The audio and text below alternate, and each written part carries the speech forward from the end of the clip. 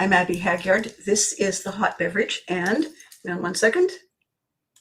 That's the official click that tells everybody, hi, I'm back, and how are you? I have something really interesting to talk about today. They're all interesting. This one really, I think, is going to hit home for a lot of people in a lot of ways that we are blindsided by, okay?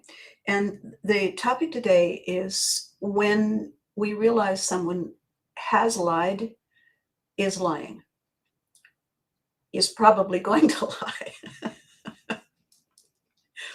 And it messes with our heads for a lot of reasons. I'm going to take a quick sip and, oh, hang on a second. What's happened here?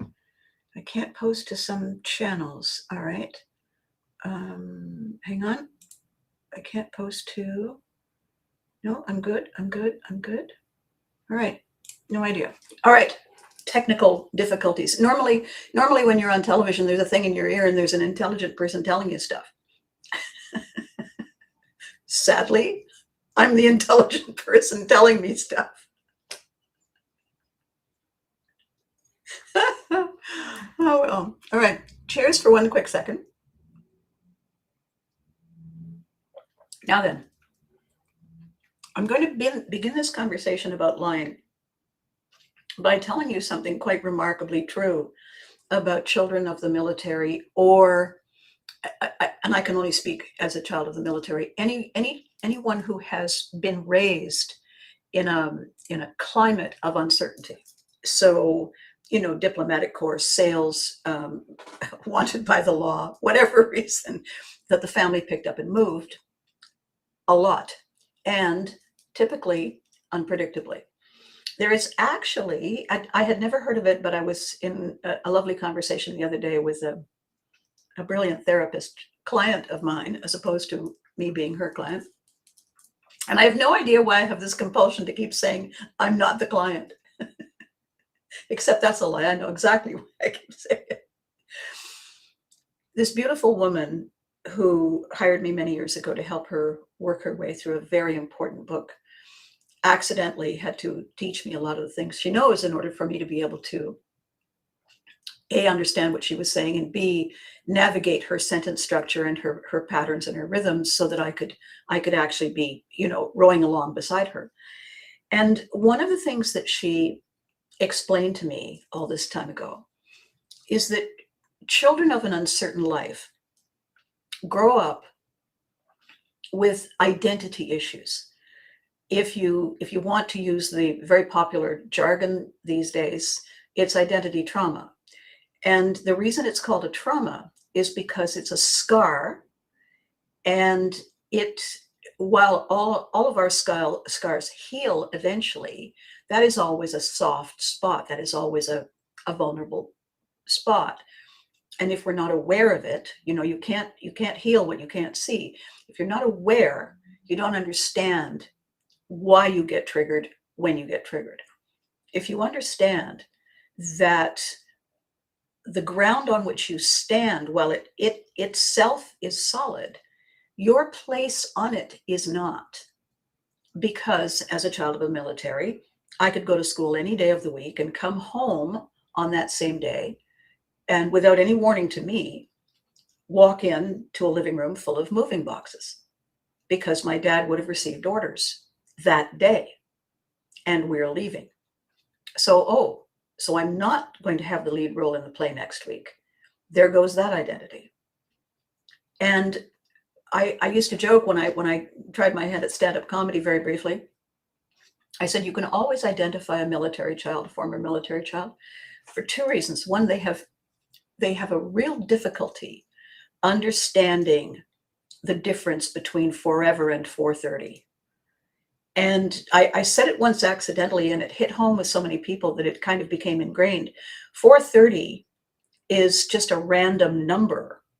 But for most people, when dad is always home at 5, and sometimes your dad calls at noon and says, they're shipping me out.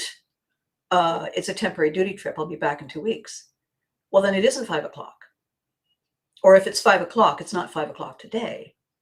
And so as a young child, absolute numbers have a different impact on us than people who can reliably predict that at 5 o'clock the same thing happens every day.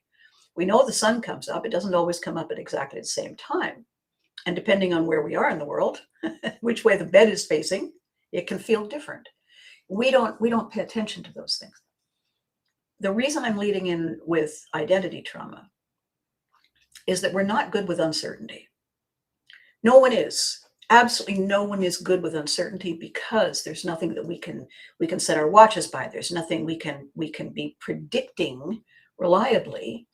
If I'm supposed to catch the bus at a certain time to go to a certain place to work, and all those details change, then that's crazy. That's a crazy, crazy sensation. So what is happening for a lot of people these days, with many uncertain things going on, is we are becoming hyper vigilant. We are becoming anxious more than normal.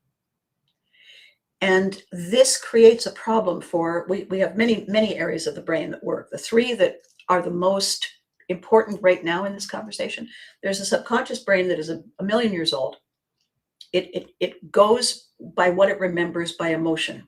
If it was scary or frightening or dangerous, it's filed away under scary, frightening, or dangerous. It's pre-verbal. You can't tell it not to feel or think. It has to learn by repeating new patterns that supersede old patterns. If a dog scared you when you were younger, you have to meet many dogs that don't scare you before that brain stops alerting automatically to all dogs.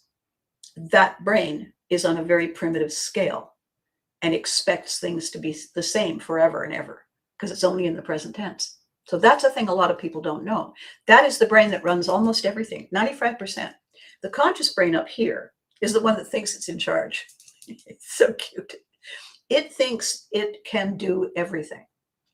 It, however, is not aware of the subconscious brain. They don't actually connect directly. This brain, the conscious brain, is paying attention, is listening, is responding, is doing the things, it's making the dinner, it's taking care of the everyday, the externals. The brain that we're talking about, the function in the brain that we're talking about, is the part that's here. This part of the brain is called the prefrontal, as in front of front, right? And what it does is something called executive function. Executive function isn't the CEO, although it is kind of. It understands the concept of cause and effect. If this, then that.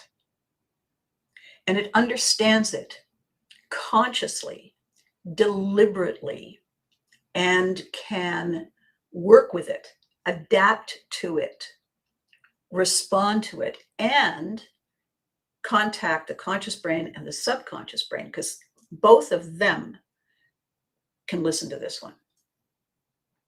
So here's what goes wrong. When we were told that we live at the corner of walk and wait, and all of a sudden next week we don't, our executive function has to reset. It has to reset. If I leave work at 5 o'clock, I'll get home by 6:30. If I leave home at 7 o'clock, I'll get to work by such and such a time. If we've moved to another place and it takes longer or less time, we have to recalibrate, we have to adjust. And in the meantime, this odd thing happens in this part of our brain. We lose confidence in our ability to comprehend cause and effect, and we start second guessing ourselves. Now, the reason I started this video explaining that, whether you knew it before or not, and I apologize if this is old news, but for those of us who don't know, and I'm not sure why nobody's commenting, and I'm wondering if that notification was maybe the reason, but everything looks like it should be. So if you're there and you're trying to comment and I'm not responding, I'm here, I just can't see you, and I love you. All right then, technology. So what I want to say about lying is this. In life, we mostly believe in two options: good, bad, light, dark. We believe in positive and negative. Survive, die. That's the primitive brain. When we are scared, when we are worried, when we are concerned, when we are exhausted, we don't have the energy or the objectivity to rely on this brain to see what's what. We trim down to the most basic. It's good or it's bad. It's safe or it's not. And that is not the way life is. It's not the way life has ever been or will ever be. What people either never learn or forget is that there is always something I refer to as door number 3. Door number 1, door number 2, and door number 3 is the biggest door of all because it's thee and me. Door number 3 is us and our infinite possibility. We have the ability to choose incrementally. We have the ability to shift our identities. This is what Pivotry in motion is all about. When you're playing with a little kitten or a little puppy, your identity is not the same identity as someone who is concerned about getting mugged in the dark in a parking lot.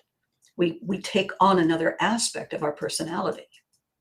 Our ability to shift our identities is something that sets us apart in many ways from a lot of other animals.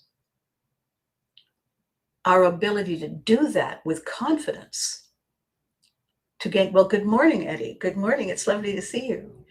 I'm talking about lies today, Eddie, and I'm talking about an interesting thing about lying and our knowledge of lying. And what happens to us when we have believed a thing to be true, and then we suddenly discover that it's not. We are confused. When we open door number 1, the good, we assume it's just an error. When we open door number 2, the bad, we assume the worst. But when we open door number 3, when we look at ourselves and our ability to shapeshift and be different things, we also have the opportunity to look at what lies mean, what they do, and why people choose to avoid telling the truth. Now, certainly, if somebody says to you, "Does this dress make me look fat?" I think the wisest answer to that question of all would be, "I think I hear my mother calling." That's a hard one. But in work, in business, in culture, in society, in our neighbors, in our communities, in our relationships close up, we will choose not to tell the truth for any number of reasons. We will choose not to tell the truth if we feel that the truth is going to hurt someone. We choose not to tell the truth if we feel that the truth is going to hurt us. We choose not to tell the truth if we're hoping it buys us time until we can safely tell the truth. And sometimes we choose not to tell the truth because we don't care how it affects people. And the important thing about this conversation today is not that people lie. It's not even why they lie. It's what we choose to do when a lie happens. And the most profoundly important thing that we forget all the time, and it gets us in the most trouble really, is that there are actually, wait for it, 3 kinds of lies. Well, of course there are. There are the external lies, right? She said, he said, they said. I heard it on the grapevine. Are you singing it? I read it in the news.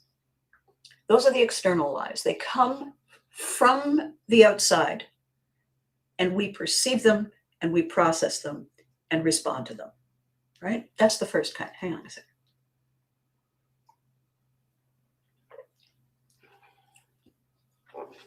The second kind of lie also comes from the outside, but it's not usually a function of somebody choosing. It is something we observe happening to others, among others, for some reason we don't understand, but we can see it happening. We can hear people say, I'm in favor of this, and then we watch their behavior prove the opposite. And we say to ourselves, well, somebody's lying to some part of him or her or them. And sometimes they are. Sometimes they're blissfully unaware that what they think is true is not. I'm a great driver. No, they're not. They don't know the difference. It is their assumption. It is the thing they believe. If they believe it and they say it, they're not lying. They're saying the thing they believe. However, when you hear them and then you watch them, you think one of those things is incorrect. And if they're driving, I'm over here. That's the second kind. The first kind, as I said, is somebody deliberately expressing an untruth. The second kind is that it happens and people are unaware. And the third kind is the kind that is so difficult to fix because we can't see it until it's right in front of us. And that means it's difficult to predict, and it's difficult to defend against, prepare against, preemptively mitigate the risk, right? And that is when our inner voice lies to us. And it feels like the worst kind of betrayal, because if we can't trust us, who can we trust? Correct? So this is the part that I want to talk to you about. Why on earth would our own inner voice lie to us? Where would that come from? We come into the world, we got nothing, we know nothing, and we learn every single thing, not the breathing and the blinking, that's what the subconscious brain takes care of, thank you, but every other thing, how we process, how we get glop onto a spoon and into our mouth without most of it on our clothes. How do we do that? Somebody teaches us. We learn by observing, we learn by mirroring, we learn by imitating, and we also learn by listening and observing things that are not actually directed at us. We become aware of our surroundings. We take in our surroundings. We take in the influence of our surroundings. And when we take in those same influences repeatedly. Good morning, Maggie. It's lovely to see you. We're talking about lying today. And that's the truth. We really are talking about lying today. And when we do not realize how much we have just absorbed in the air, in the energy around us, in maybe physical contact, in just hearing without recognizing that we were listening, because it's just the background noise of our lives. When we don't realize that our understanding of the world, if our subconscious brain is learning by observing that you put this in that and you stick this and you take it and you put it in your mouth and you close your mouth and you chew on it and you swallow, oh, and you either love it or hate it, or the jury is out and you try it again. They show you again. They show you again. Same thing happens with tying shoes and going to the bathroom and putting clothes on and trying not to fall up or down the stairs and get through doorways without embarrassing yourself. So every time we try, and we get a response.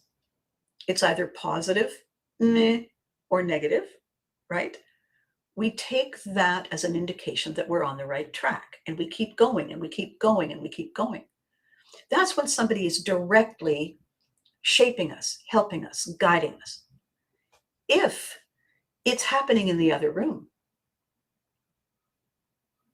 a room we're not in, around a corner, and we hear something, and we get the sense that there's something odd about it, or we hear it, we don't get the sense that there's something odd about it, we either accept it or we question it. If we accept it because there's nothing odd, and it just becomes part of everything that we eventually realize and recognize as familiar, subconscious brain says familiar is good because familiar is safe. How do I know it's safe? Because the last time it happened, I didn't die.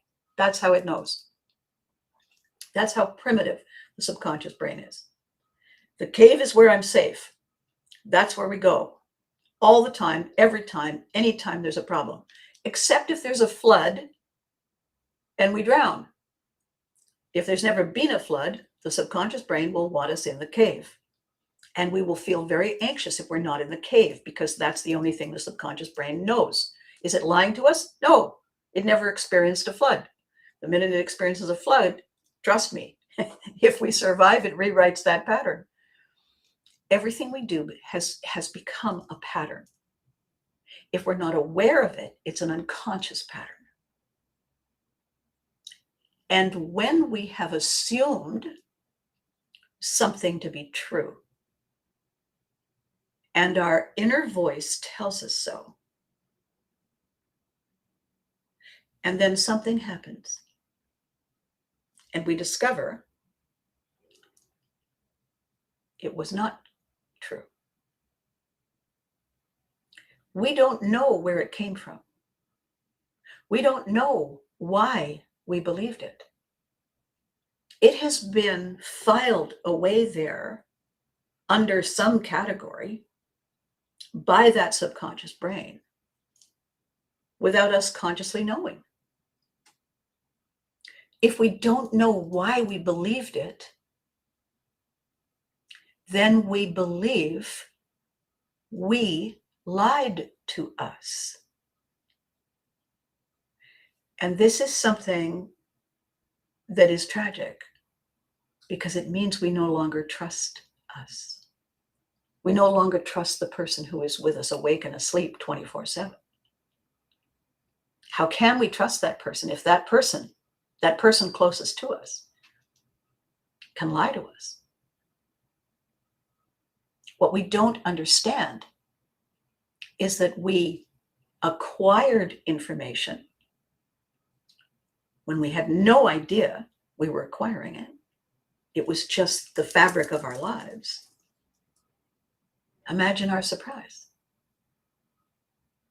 This is where this coaching that I've created, that my team is now doing, this Pivotry in motion concept, is that we have this ability to shift our identities, to shift the way we cope, the way we adapt, the way we learn,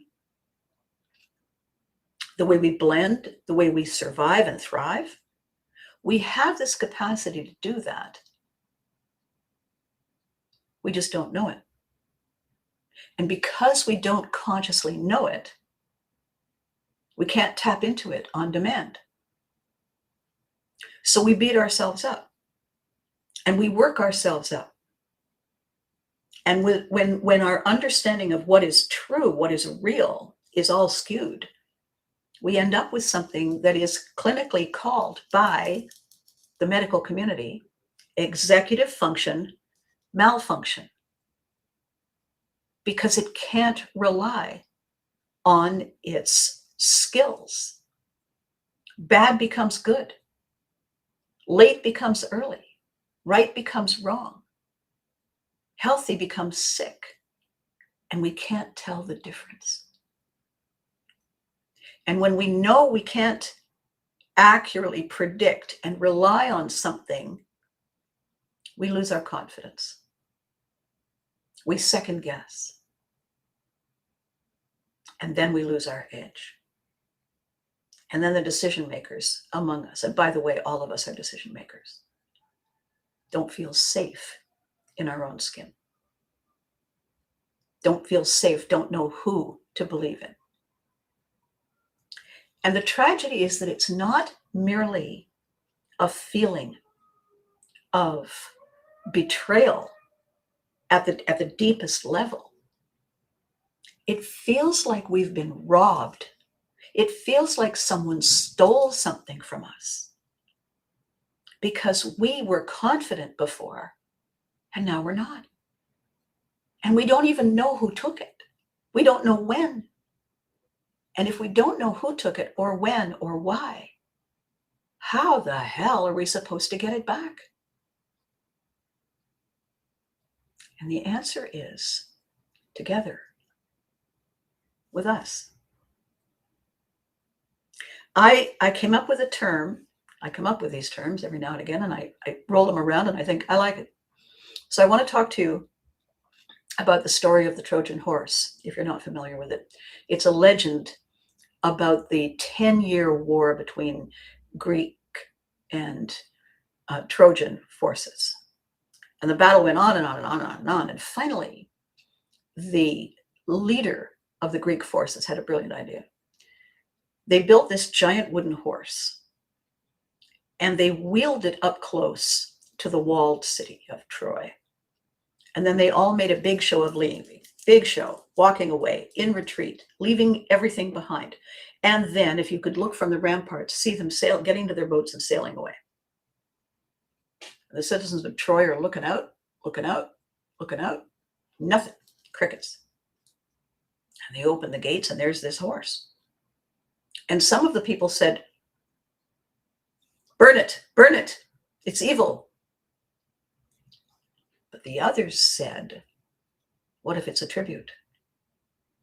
It's beautiful. It's a gift to us.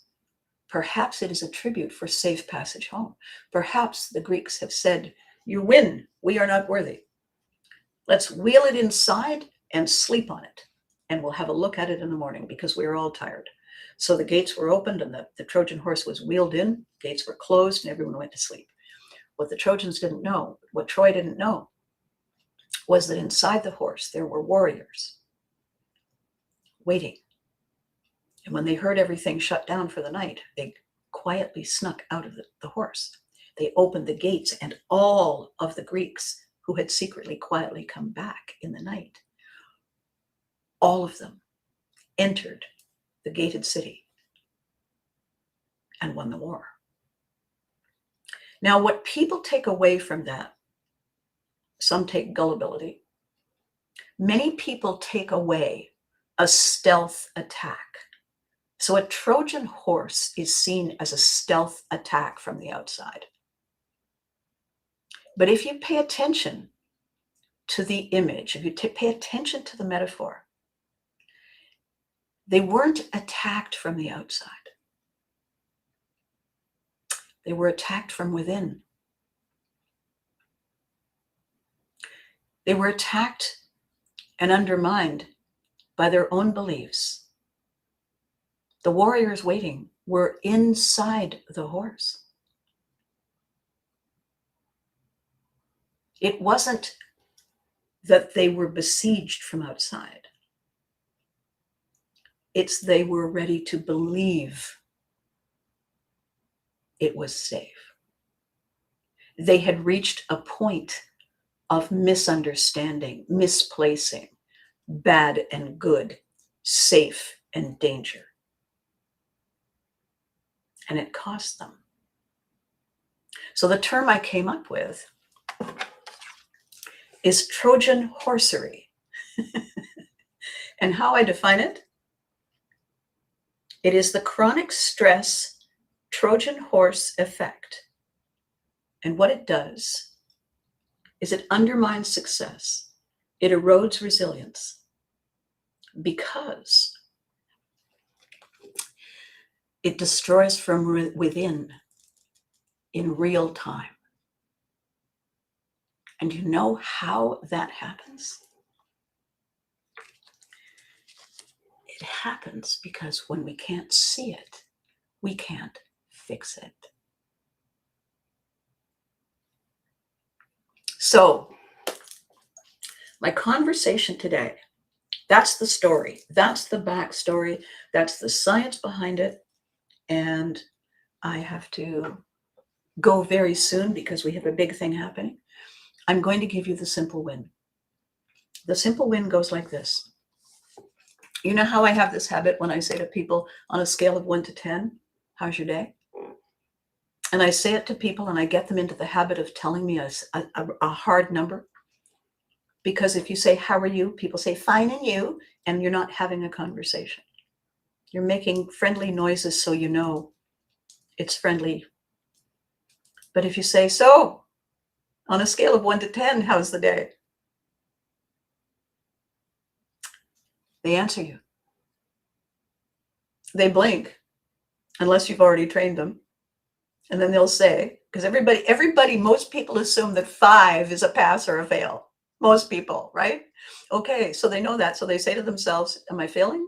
No, I'm not. Okay, so but I'm not. I'm 6, maybe 6.5. And other times people say 9. I'm a 9 today. And you think, whoa, I'll have what he's having, right? So that's the template. Here's what I want us to start to do with each other and for each other. When somebody says something, and it's a statement of fact, or it appears to be a statement of fact, then without creating a problem, without putting anybody on a defense, without making it complicated, here's the simple win. They say the thing. And we can say, on a scale of 1 to 10, how solid is that? We don't have to say, are you lying to me? Are you lying to you? We don't have to do that. We don't have to make enemies. But when they say, blah, blah, blah, blah, blah, on a scale of 1 to 10, how solid is that? That will make them laugh. That will make them pause. That will make them think. And then they'll tell you. Because I have a prediction about human nature, and it's this. Human beings are people who learn by observing, learn by pattern recognition, learn by pattern replication, learn by pattern creation. We automatically assume, if we are prone to door number 1 or door number 2, we automatically assume people are good, people are true, or bad, and not to be trusted. When we understand that we have a tool on a scale of 1 to 10, how solid is that? We have the opportunity to thank doors number 1 and 2 for their service and choose door number 3. Door number 3 is thee and me and the way we connect to each other and create infinite possibility. If they're not sure it's true, if they say, absolutely, or, yeah, no, how solid? Don't say yes, how solid? Scale of 1 to 10, how solid? Well, my mother always, or my grandfather, or, our people who, right? They're going to tell you how solid it is before they tell you how solid it is. And then the beauty of this, good morning, Miss Marnie. Do you love this hack? You know what I love most, Marnie? I love it when I do something like this and then I hear somebody using it. Oh my gosh. It's like they've adopted me. It's wonderful. So somebody tells you something. It's a beautiful day. Really? How solid is that? Well, okay, you're right. So far, it's not raining. The sun is out. You're correct, though. It could change at any moment. Good to know. I'll bring an umbrella. Now we're having a real conversation. Now we've actually shut off the internal loop tape in our heads, and we're connecting to the person with us. I am connecting with you. You are connecting with me. And on a scale of 1 to 10, that's a solid 10. And all of a sudden, the shoulders don't feel as tense, do they? And when we stop people from just making the noise and get them to think what that beautiful thing is, simply because we disrupted their flow, the beautiful thing is when they stop to think, they take ownership. They're not just making nice noises or calculated noises. They stop to think. And when they stop to think, this brain and this brain and this brain are in alignment. And now they are fully present. And so are we. And that is the cure for Trojan horsery. Isn't that awesome? I have these wallet inserts. I put them in my later folder. The one on the other side I'm going to talk to you about another time. I have to go. I'm going to do something amazing. It's long overdue. Oh my gosh, it's amazing. It's long overdue. And I must fly. So before I go, I want to thank you for watching today. I think today was the beginning of a beautiful friendship with the truth and reliability and a reacquaintance with who we are. And I think it's a wonderful place to start. So as I leave, here's the deal. Be good to you. You deserve it. Remember to hug your loved ones because they deserve it too. All right? So stuff happening. Be safe. Try not to lie to too many people. Remember the thing. On a scale of 1 to 10, how solid is that? And I will see you next week with, I think, probably 90% certainty, some very interesting news that you can count on.